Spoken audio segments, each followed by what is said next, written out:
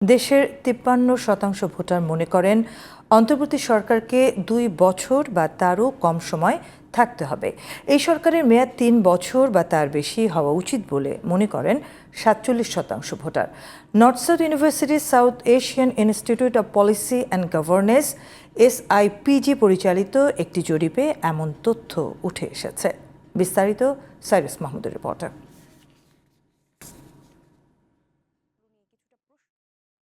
বুধবার সকালে জাতীয় প্রেসক্লাবে বাংলাদেশের অন্তর্বর্তী সরকারের কাছ থেকে নাগরিকদের প্রত্যাশা শীর্ষক জাতীয় জরিপের ফল প্রকাশ করে north south university south Asian institute of policy and governance SIPG।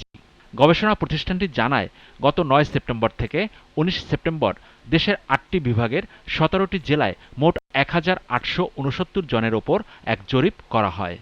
সেমিনারে প্রধান অতিথি ছিলেন নির্বাচনী ব্যবস্থা সংস্কার কমিশনের প্রধান ও সুশাসনের জন্য নাগরিক সুজন সচিব ডক্টর বদিউল আলম মজুমদার।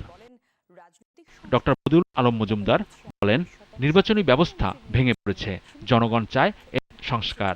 আমাদের রাজনৈতিক দলে পরিবর্তন দরকার। আমরা যদি গণতান্ত্রিক রাষ্ট্র চাই, আমাদের মন মানসিকতা গণতান্ত্রিক হতে হবে, আমাদের রাজনৈতিক দলগুলো গণতান্ত্রিক হতে হবে, আমাদের রাজনৈতিক দলগুলো স্বচ্ছ হইতে হবে।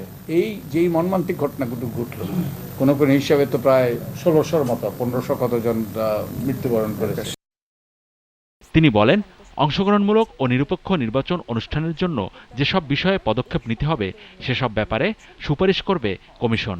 নির্বাচনী পদ্ধতি কি পরিবর্তন করা দরকার, যে সকল প্রতিষ্ঠানগুলো নির্বাচনের সাথে যুক্ত আছে তাদের মধ্যে কি পরিবর্তন করা দরকার, কিছু সাংবিধানিক সংস্কারের দরকার আছে, সেখানেও কি পরিবর্তন করা দরকার, এগুলো সম্পর্কে আমরা সুপারিশ দিতে পারি। এবং এরপরে আমরা আশা করছি যে আমাদের সুপারিশ পাওয়ার পরে সরকার যে রাজনৈতিক দলের সাথে বসে তারা একটা ঐক্যমতে পৌঁছার চেষ্টা করবে, ওখান থেকে একটা রোডম্যাপ সৃষ্টি হবে। Cyrus Mahmud, GTV news, Dhaka.